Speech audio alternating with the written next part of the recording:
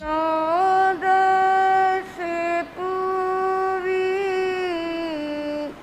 ताहे वेदस पूरी एगार संगम सुतथ धारा ये सब साहुए।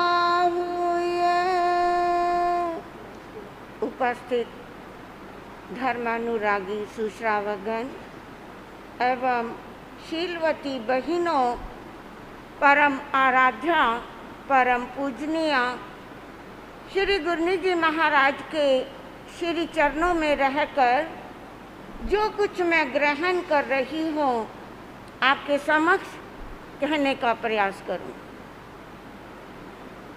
आप सभी ने श्रवण किया, अभी तक जाना आपने आचार्य भगवान श्री सुधर्मा स्वामी अपने चरणों में उपस्थित श्री जम्बू स्वामी जी को बता रहे हैं कि कैसे वाणिज्य ग्राम में भगवान का पधारना हुआ और भगवान की देशना श्रवण करके आनंद गाथा पति के मन में एक ऊंचा संकल्प पैदा हुआ।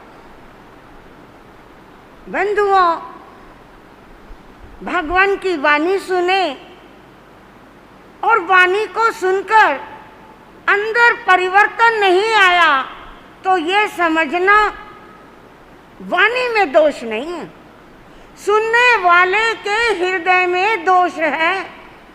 उसके कर्म इतने भारी हैं कि वो भगवान की वाणी को श्रवण करके भीतर परिवर्तन नहीं लेकर आया। बंधुओं, जैसे कोई व्यक्ति बगीचे में जाए,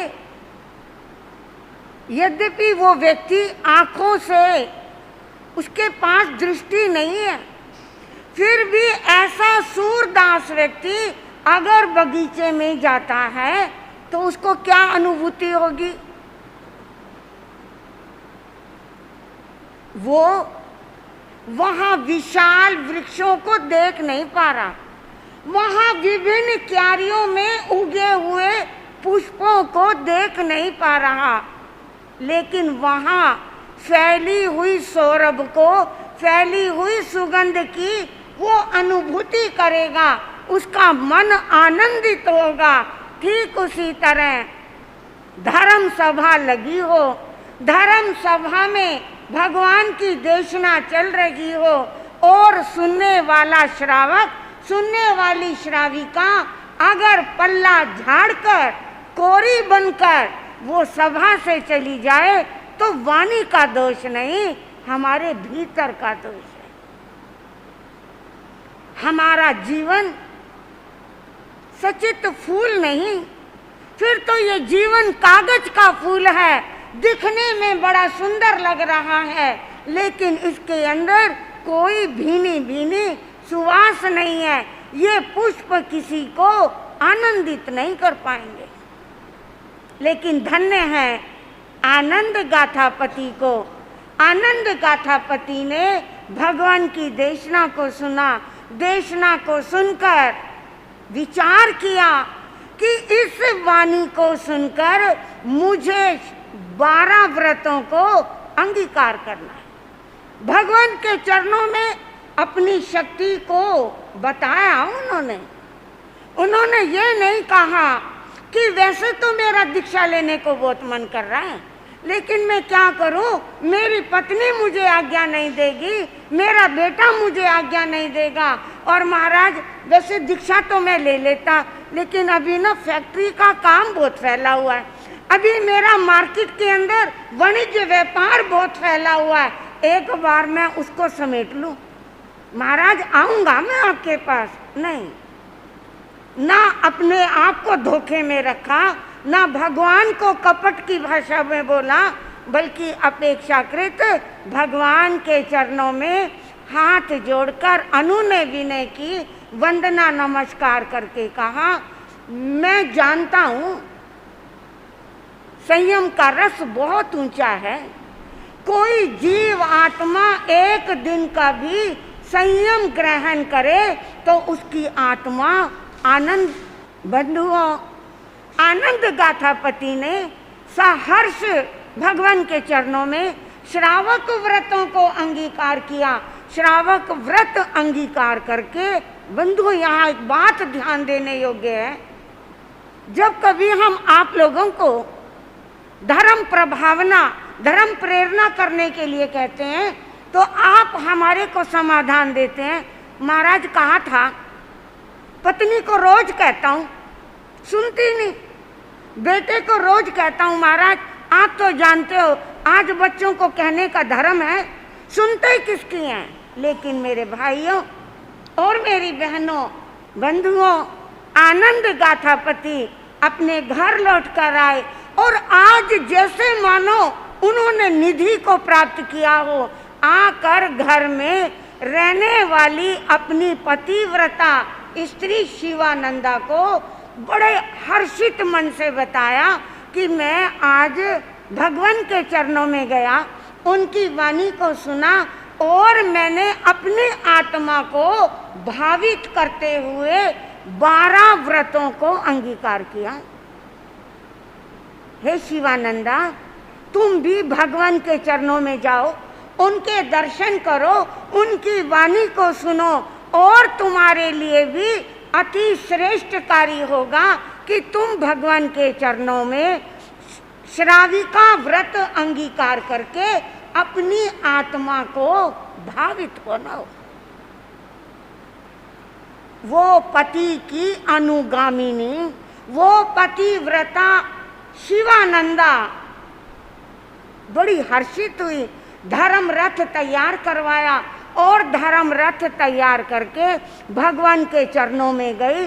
भगवान के चरणों में उनको दर्शन किया, उनके दर्शन करने के बाद वाणी को सुना और स्वयं ने भी श्रावक के 12 व्रत अंगीकार करके अपने पति के समान वो भी श्रमणोपासिका बनी, वो भी उत्तम श्राविका कहलाई। बंधुओं, भगवान के चरणों में उपस्थित उनके ज्येष्ठ शिष्य इंद्रभूति गौतम, समचौरस संस्थान के मालिक, 14 पूर्वों के ज्ञाता, 4 ज्ञान के धारी, हाथ जोड़कर प्रभु के चरणों में वंदन नमन करते हुए प्रभु से एक सवाल कर रहे हैं, प्रभु क्या ये आनंद गाथापति आपके श्री चरणों में मुंडित होगा, प्रवर्जित होने में समर्थ है? भगवान ने कहा नहीं, ये आनंद श्रावक बहुत वर्षों तक अपने श्रावक व्रतों का सम्यक रूप से पालन करते हुए ये प्रथम देवलोक स्वधर्म कल्प में अरुण नामक विमान में उत्पन्न होगा, वहां इसकी 4 पल्योपम इसकी आयु होगी। कोई लालच नहीं। और प्रभु को लालच कैसा? क्या इतने श्रावक मेरे चरणों में आए, वो दीक्षित हो जाए, मुंडित हो जाए और मैं ये बताऊं कि मेरे यहाँ इतने साधु हैं, इतनी साध्वियां।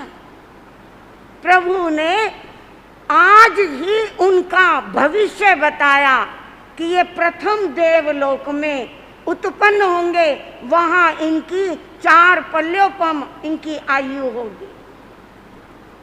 ऐसा कहकर भगवान का जो धर्म संघ था अन्यत्र विहार कर गया, वो विचरण करते हुए आगे से आगे बढ़ रहे हैं और पीछे आनंद गाथापति और उनकी धर्म पत्नी शिवानंदा श्रमणोपासक धर्म का सम्यक पालन कर रही हैं। और सम्यक पालन करते करते मेरे भाइयों और मेरी बहनों 14.5 साल हो गए थे। 14.5 साल तक आनंद गाथापति और शिवानंदा ने अपने व्रत नियम का सम्यक आराधन किया, सम्यक पालन किया और उन्होंने एक संकल्प लिया था, भगवान आज मैं अपनी आत्मा की साक्षी से, प्रभु आज मैं आपकी साक्षी से एक संकल्प ग्रहण करता हूँ कि आज के बाद मैं अन्य किसी धर्म, अन्य किसी मतावलंबी के संस्थापक, किसी गुरु, किसी आचार्य, किसी देव को वंदन नहीं करूँगा, नमन नहीं करूँगा, किसी को ये सोचकर आदर भाव नहीं करूँगा कि जैसा आपका धर्म वैसा उनका धर्म। हम यहीं पर आकर गलती करते हैं। हम यूं तो श्रमणोपासक और श्रमणोपासिकाएं हैं। हम चल रहे हैं, चलते चलते मस्जिद आ गई। हाँ जी कपिल भाई, हाथ जोड़कर मस्जिद को नमन जरूर करेंगे। पीछे आने वाला व्यक्ति पूछ रहा है ये यहाँ पे नमन किया, मैं क्या करूं, मेरी तो मान्यता है सभी धर्म बराबर हैं। आगे आया गुरुद्वारा, उस गुरुद्वारे में भी मत्था टेक दिया और आगे आया कोई सनातन धर्म का मंदिर, वहाँ भी यशपाल भाई टेक दो माथा, सभी धर्म बराबर हैं। लेकिन यहाँ आनंद गाथापति का जीवन आपके लिए प्रेरणास्पद है। आज के बाद केवल वीतराग धर्म, पंच महाव्रत साधु साध्वी के अतिरिक्त मैं किसी को वंदन नमन नहीं करूँगा। लेकिन प्रभु अगर किसी कारण मेरे माता पिता अन्यथा किसी देव के भय से मुझे किसी मिथ्यात्वी देव को वंदन नमन करना पड़ता है, यहाँ अंतर समझ लेना। वंदन होता है विधि पूर्वक किसी को वंदना की जाती है, और नमस्कार आप किसी को भी कर सकते हैं। आप किसी सरकारी ऑफिस में गए, वहाँ कोई ऑफिसर है, क्या आप उसको विधि पूर्वक वंदन करते हैं? आप अपने माता पिता को वंदन करते हैं, नमस्कार करते हैं? हाँ जी मेरे भाई, वंदन करते हो? भूपेश भाई, क्या तिक्कतों के पाठ से क्या हम अपने माता पिता को वंदन करते हैं? नहीं करते। यहाँ वंदन में और प्रणाम करने में, नमन करने में अंतर है। और यही आनंद गाथापति बता रहे हैं कि ये सिर है जो केवल वीतराग प्रभु के चरणों में झुकेगा, मैं केवल उनको वंदन करूंगा। ये सिर कोई नारियल नहीं है जो हर दरवाजे पर, हर मोड़ के ऊपर फोड़ा और समर्पित कर दिया। और बंधुओं, उन्होंने अपने जीवन में जो सम्यक तो धारण करी, पति और पत्नी ने दोनों ने 14.5 साल तक सम्यक रूप से उसका निर्वाह किया। और निर्वाह करते करते एक रात्रि धर्म जागरण करते करते आनंद गाथापति के मन में एक सम्यक संकल्प उत्पन्न हो। मन में भाव आया कि घर में रहते हुए मुझे आज भी परिवार को तरह तरह का परामर्श देना पड़ता है। मुझे राजकाज में आज भी अपनी सलाह मशवरा देना पड़ता है। पारिवारिक जनों के अनेक कार्य करने पड़ते हैं, कौटुंबिक जनों के कार्य करने पड़ते हैं। और इन कार्यों को करते हुए मैं वीतराग धर्म से अभी थोड़ा पीछे हूँ। अभी इन कार्यों के माध्यम से मेरे कार्य में अनेक प्रकार से विक्षेप आ रहा है।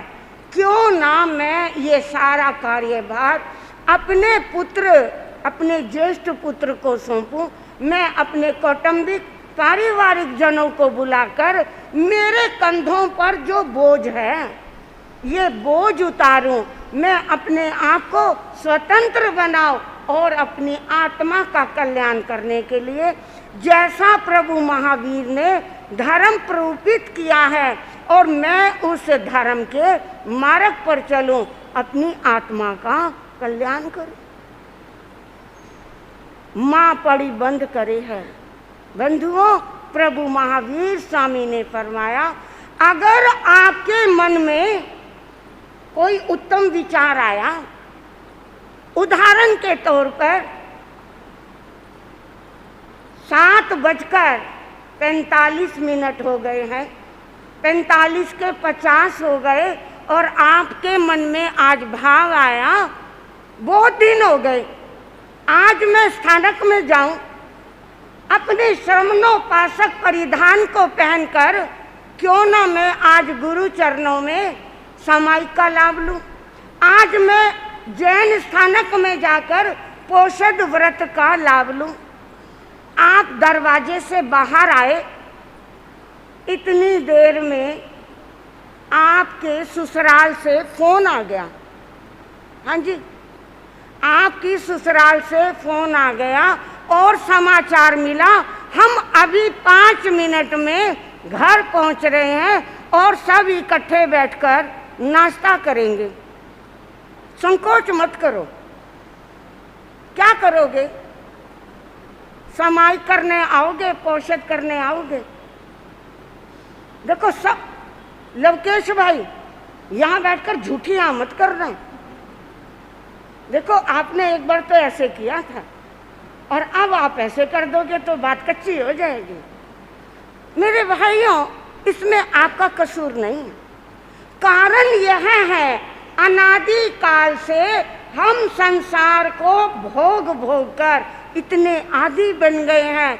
धर्म का क्या आनंद है, धर्म के नियमों का आनंद क्या है, हम उस आनंद को एक साइड कर देते हैं और संसार की तरफ अपने कदम बढ़ा लेते हैं। लेकिन धन्य हैं वो श्रावक जिन्होंने भगवान के बताए हुए मार्ग को, जिन्होंने मोक्ष मार्ग को प्रमुखता दी, जिन्होंने आत्म कल्याण को प्रमुखता दी, जो संसार के छोटे मोटे कार्यों को लेकर, छोटे मोटे वाद विवादों को अपने ऊपर हावी नहीं होने देते, जो केवल अपनी आत्मा का लक्ष्य रखते हैं, जो प्रभु के वचनों को सर्वोत्तम मानते हैं, वो इन सारे छोटे छोटे कामों को, इन छोटी छोटी बातों को एक साइड करते हैं। वो आत्म कल्याण के लिए निकल पड़ते हैं।